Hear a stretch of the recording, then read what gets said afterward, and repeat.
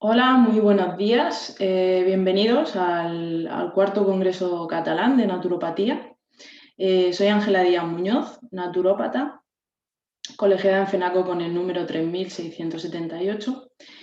Y bueno, lo primero agradecer a FENACO que me haya dado la oportunidad de realizar una ponencia en este congreso. Estoy súper agradecida.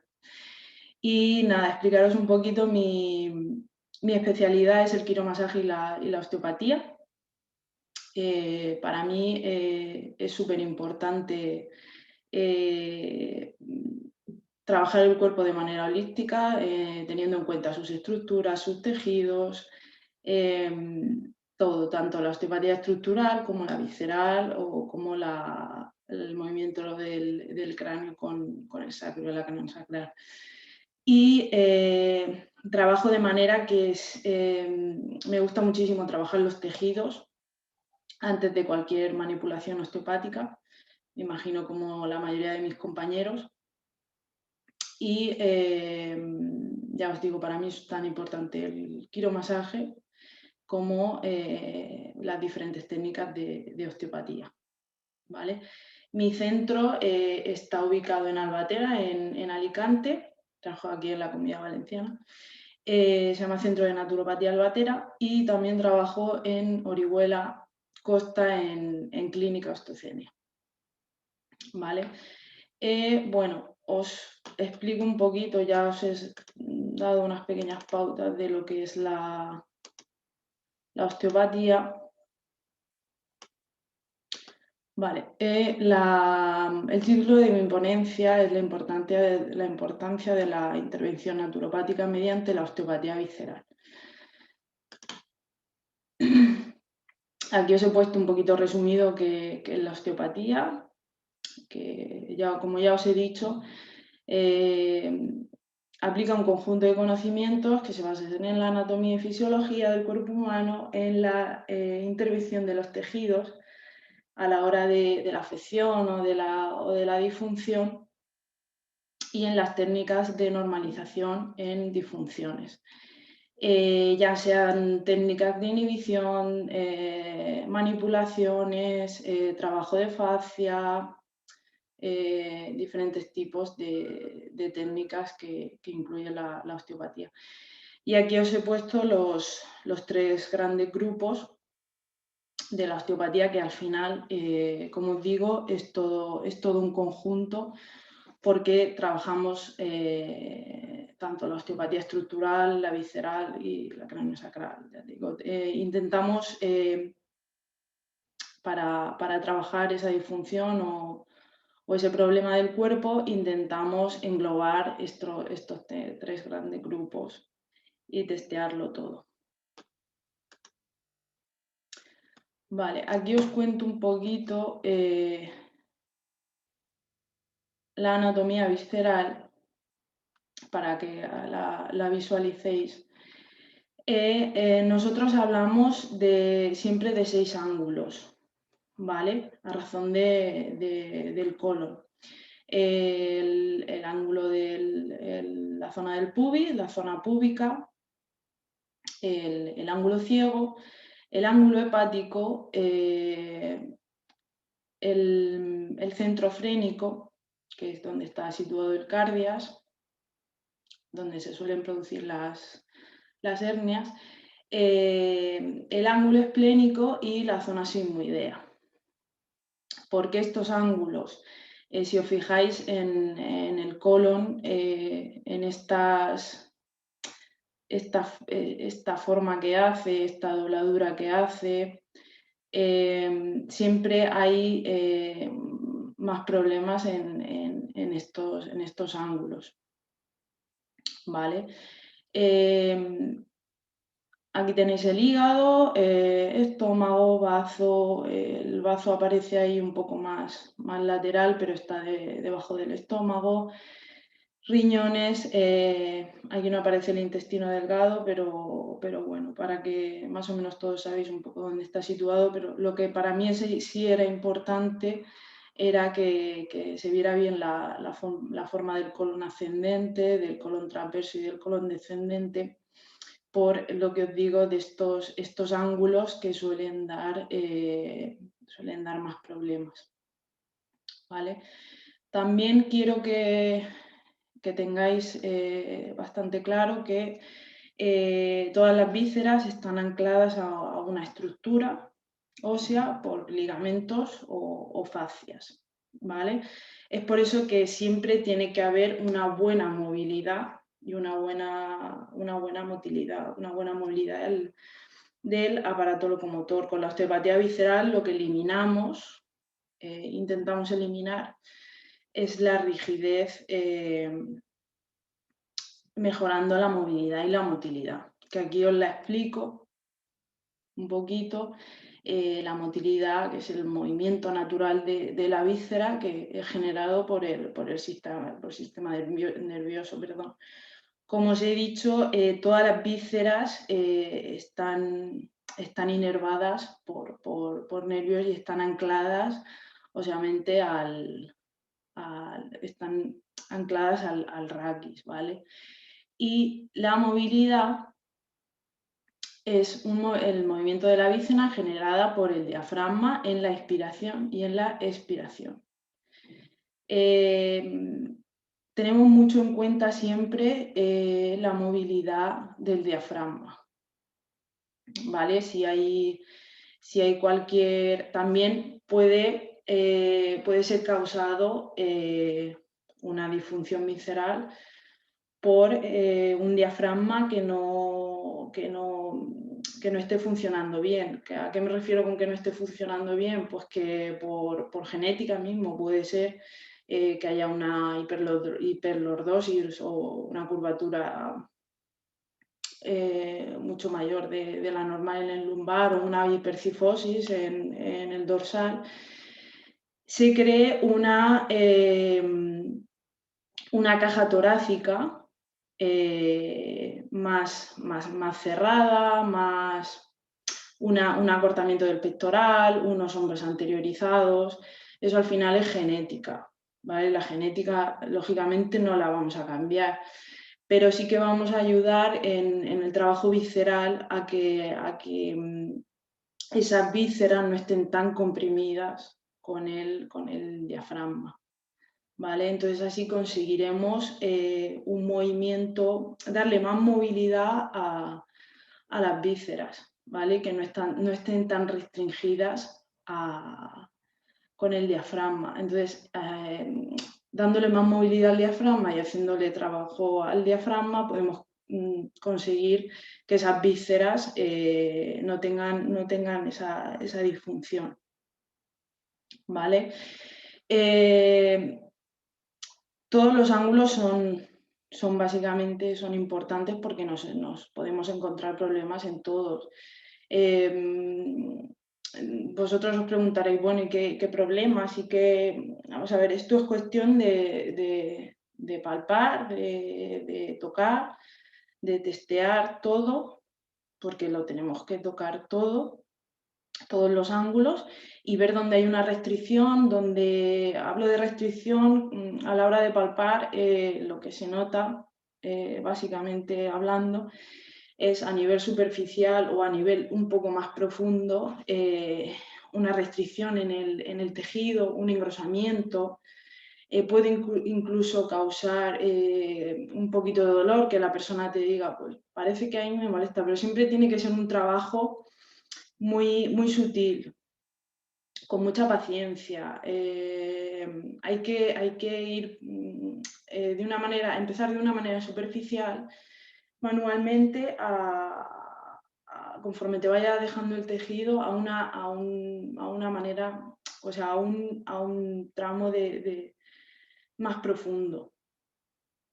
¿Vale? No podemos invadir una víscera ni intentar cambiar una víscera, el movimiento, perdón, de una víscera, invadiéndola y de manera agresiva, ¿vale? Esto es un trabajo que requiere tiempo y paciencia.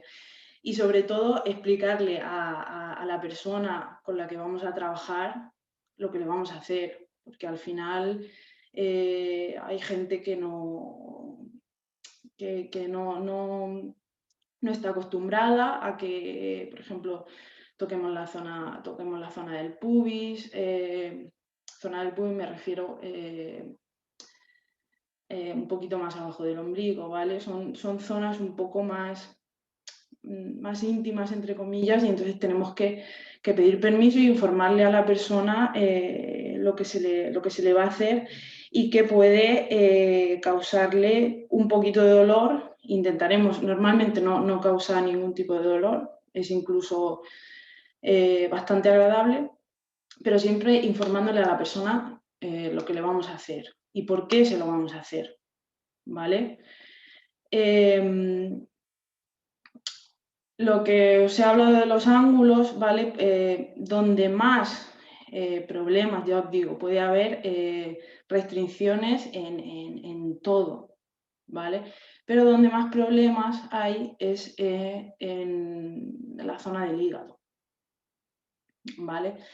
Porque el hígado es el órgano más grande del cuerpo humano, ¿vale? Está en la zona derecha, pero también ocupa parte de la zona izquierda, ¿vale? Y la cápsula del hígado está inervada por el nervio frénico.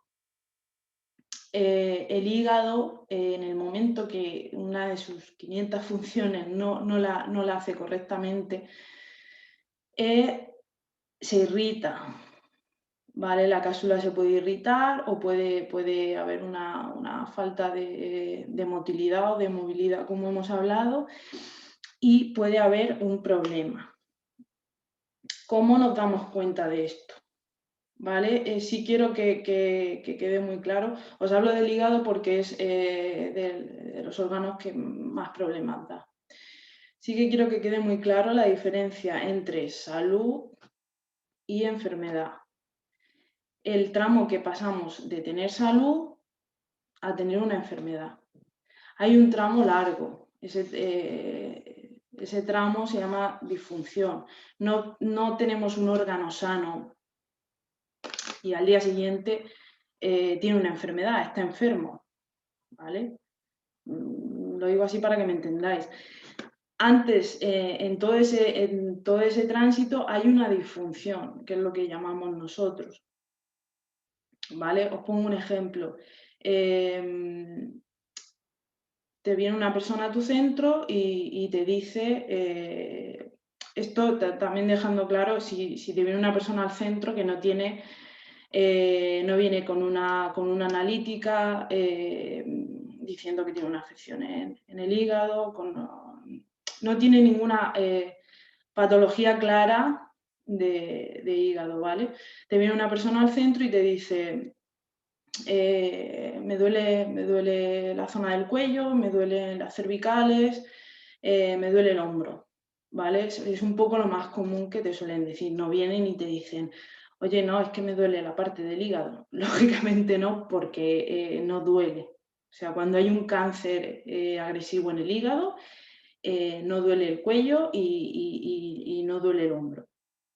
Entonces hablo de esto porque los órganos tienen dolores referidos. Por lo que os he dicho que como os he puesto aquí en esta diapositiva, y bueno, aquí podéis ver un poco las inervaciones que tienen cada órgano con el raquis, por lo que os he dicho que el hígado, y tanto la vesícula, el hígado como el diafragma, están inervados por el nervio frénico, ¿vale? El nervio frénico, para que me entendáis lo que os digo del dolor referido, el nervio frénico se origina en C3, C4 y C5, ¿vale? Por eso te viene la persona y te dice, bueno, me duele el cuello, me duele el hombro, incluso puede doler hasta el brazo. Porque ¿qué pasa? El nervio frénico pasa por la parte anterior de los escalenos. Debajo de los escalenos también está el nervio radial que inerva el brazo. Entonces, cualquier alteración de esta cápsula hepática nos va a afectar al nervio frénico, entonces nos va a afectar a las cervicales y nos va a afectar al hombro. Todo esto, a ver, no tiene por qué. Me duele el cuello, me duele el hombro, tienes una disfunción en el hígado, ¿vale? No vamos a ser más listos que nadie. Pero sí, cuando pasan estos casos, sí que, bueno, anteriormente se le pregunta a la persona si tiene pruebas médicas sobre el hombro, pruebas médicas en cervicales, llamémoslo resonancia, radiografía, incluso te viene gente con pruebas para ver cómo están de afectados los nervios y demás. Entonces, contando con todo este tipo de pruebas y cuando no se ha encontrado ninguna afectación a nivel musculotendinoso ni estructural del hombro, pues podemos testear el hígado, perdón, la zona hepática. ¿Vale? Con este trabajo lo que conseguimos, y os aseguro que es súper efectivo, es ir a la causa del problema y evitar toda esa disfunción y que el hígado no enferme, porque si pasamos por alto todo esto y la persona lleva años ya con esta disfunción, al final se va a convertir en una enfermedad y al final eso nosotros ahí no podemos entrar. Cuando hay un órgano enfermo, nosotros lógicamente no podemos entrar. Eso es parte de medicina. Entonces, hablo de hígado como hablo de estómago, que también se puede referir a la parte izquierda escapular, un estómago con disfunción. Los riñones también se puede referir a la disfunción a la zona del sacro, a una lumbalgia. ¿Cuántas veces no hemos sufrido de lumbalgias? Hay un estudio italiano que hicieron a una gran cantidad de mujeres que dividían a mujeres con problemas lumbares y mujeres que no tenían problemas lumbares. ¿Vale? Cuando hicieron todo ese estudio para ver de dónde proviene la lumbalgia y qué diferencias había, pues se dieron cuenta de que habían dividido a las mujeres que tenían problemas viscerales y a las mujeres que no. Lógicamente las mujeres que tenían problemas viscerales tenían lumbalgias y las mujeres que no tenían problemas viscerales no tenían lumbalgias. ¿Vale? Para que veáis lo que incide. Y también en tema de menstruación, cuando la mujer va a empezar con la menstruación, siempre lo típico que se dice es que me duele el lumbar, ¿vale? Me duele la zona baja o me duele el lumbar, incluso puede incluso afectar el nervio ciático. ¿Vale? Todo esto no tiene que ser así porque sí, porque parece que la mujer nos tiene que doler el lumbar o tenemos que sufrir dolores, incluso mujeres que tienen que estar 3 días en cama porque la menstruación sea súper dolorosa. Esto no tiene por qué ser así, ¿vale? Con todo este trabajo visceral podemos prácticamente eliminar totalmente, ¿no? Porque cada mujer es un mundo, pero sí podemos ayudar a este tipo de mujeres que padecen tanto con la menstruación. En procesos infecciosos, lógicamente en procesos infecciosos no podemos tocar, como siempre hay, a ver si hay un estado febril, si hay fiebre, si hay tal, pero sí podemos trabajar cuando este proceso infeccioso ya no está, ¿vale? Con el tema de resfriados, con el tema de gastroenteritis, cualquier proceso de ámbito infeccioso, podemos trabajar después porque siempre se queda algún residuo, siempre se queda alguna afección, siempre se queda alguna restricción, porque al final nuestra zona visceral desgraciadamente lo guarda todo, ¿vale? Y bueno, qué decir de una mala alimentación, eso es fundamental.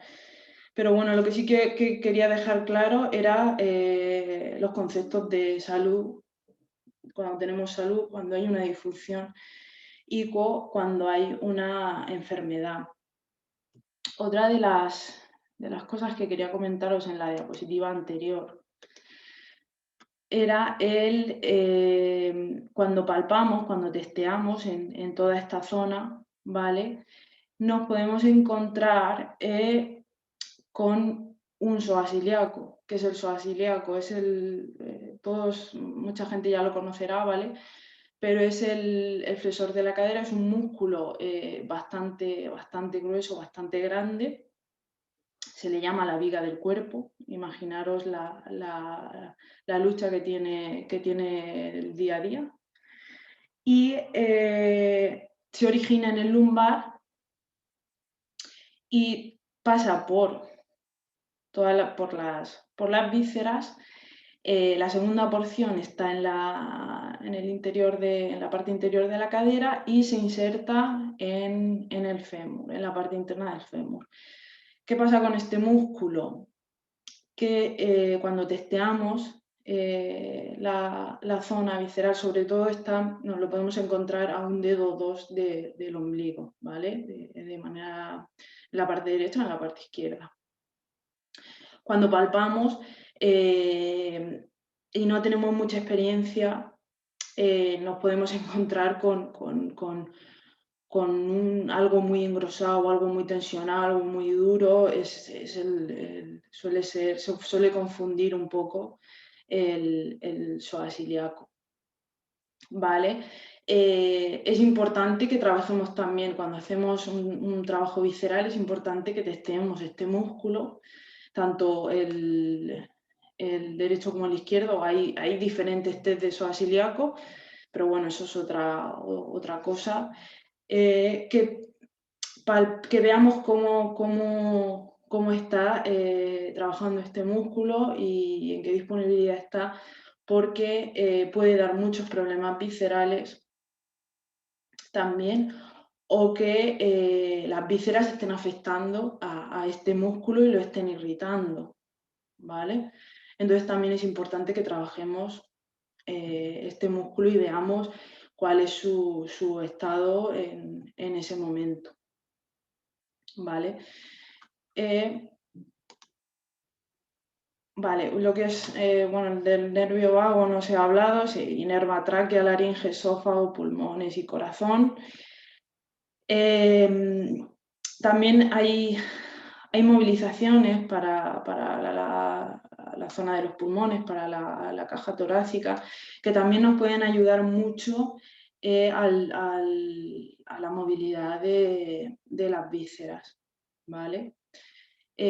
Para que veáis que todo va un poco unido. Tampoco se descarta cuando haces un trabajo visceral que no haya luego una manipulación vertebral, porque, como os he dicho, todas las vísceras están ancladas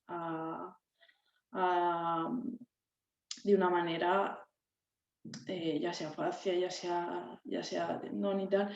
Todas las vísceras están ancladas óseamente, ¿vale? Entonces no descartamos que haya que ver el estado cervical, como se ha hablado antes, y que después de un trabajo del tejido hagamos una manipulación, ¿vale? También nos puede intervenir mucho en la movilidad del sacro, en la movilidad de las caderas, pero bueno, esto haría falta otra ponencia para todo este tipo de cosas. Es un poco para que lo englobéis todo y daros hablaros un poco de todo, ¿vale?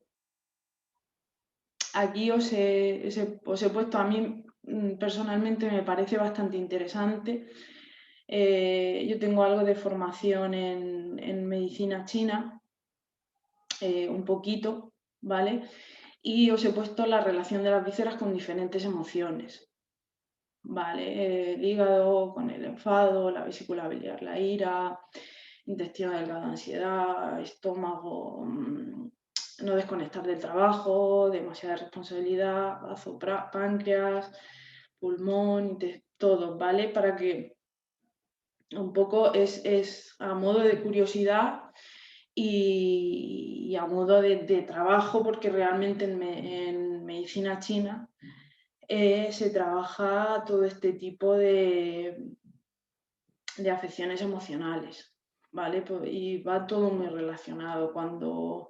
También lo podemos complementar cuando vemos algún tipo de estas, está produciendo algún tipo de problema con estas afecciones, con estas emociones, pues podemos también derivarlo a otro tipo de profesional. Nosotros, al final, con un problema de ansiedad, con un problema de adaptación, de estrés, nosotros ahí tampoco podemos hacer nada, solo simplemente escuchar y acompañar y sin juzgar sobre todo a la persona, pero nosotros ahí no podemos hacer nada. Entonces sí que podemos derivar este tipo de problemas a profesionales, ya sea hablemos de psicólogo, cualquier profesional que pueda trabajar este tipo de problemas sería para nuestro trabajo siempre es súper importante complementar nuestro trabajo con cualquier otro profesional. Hablo de emociones como hablo de nutrición, por ejemplo, ¿vale? Cuando hacemos un trabajo, pero si no hay una alimentación buena, una nutrición buena, unos hábitos, entre comillas, sanos, al final no vamos a conseguir nada, ¿vale? Podemos trabajar mucho, movilizar mucho y acompañar mucho, pero si no hay, sobre todo, que la persona también sea consciente de su problema y busque ayuda en diferentes profesionales, no vamos a hacer nada, ¿vale? Tiene que ser un conjunto. Y muy importante a nivel de que la persona no sea sedentaria.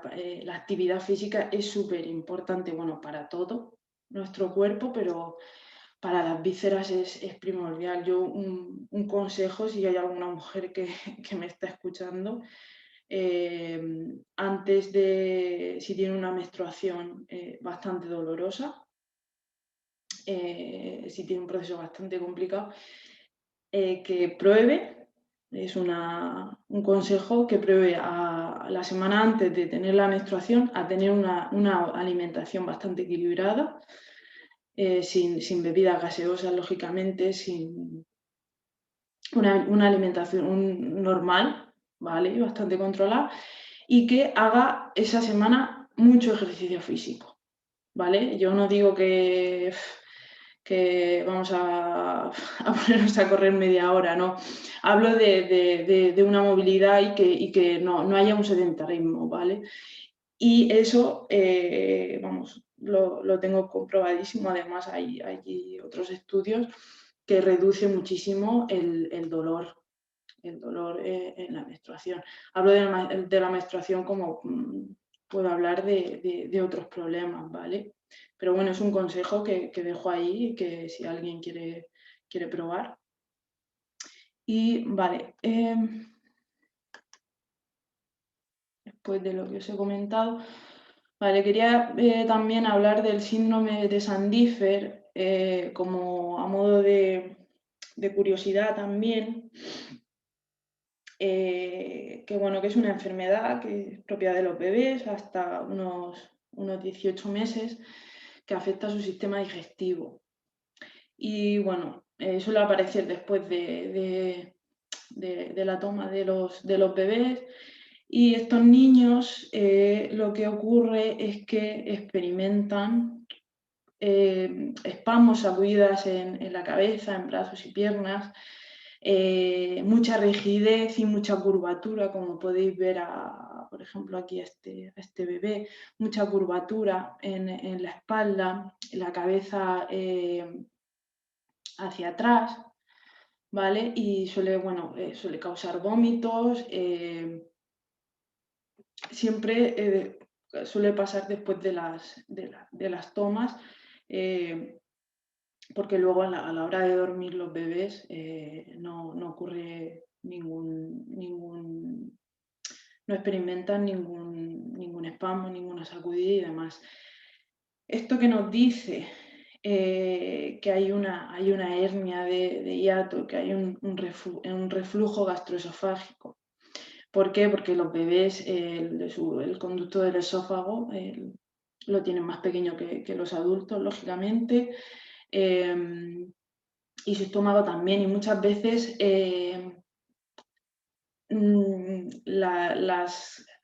hablando en plata, comen más de lo que deben, ¿vale? Los adultos también, pero bueno, nuestro sistema digestivo está más maduro, pero hay veces que ellos ingieren más de lo debido.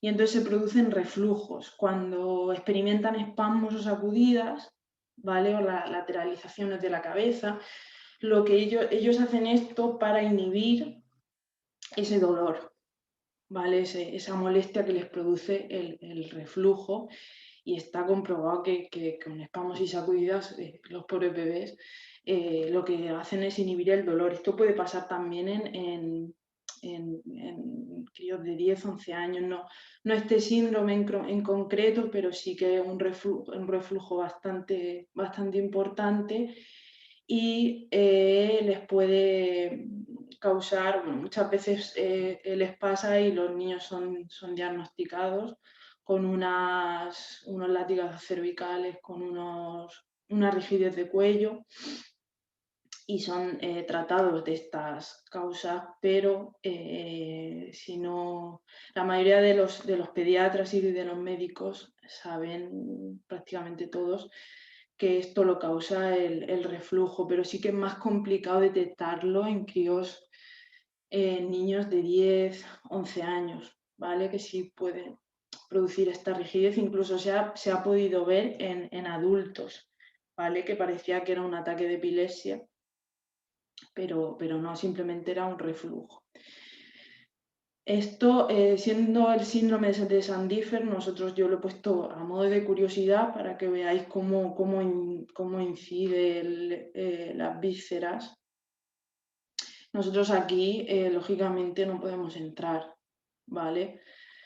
Esto tiene que haber un tratamiento médico y demás, pero sí que lo que os hablo de estos niños más adultos, incluso sin llegar a ser el síndrome de Sandífer con bebés, sí que todos sabéis que la osteopatía trabaja con bebés, y sí que podemos ayudar cuando hay un reflujo, cuando hay lo que se le llama cólico de lactante y demás, sin llegar a esta gravedad. ¿Vale? Sí que podemos trabajar el reflujo en adolescentes y en adultos, por supuesto que también, de una manera, como ya os he dicho, muy sutil. ¿Vale? Y bueno, creo que no me dejo nada, seguramente algo me dejaré. Aquí os he puesto un poco de bibliografía, algunos libros. Sobre todo,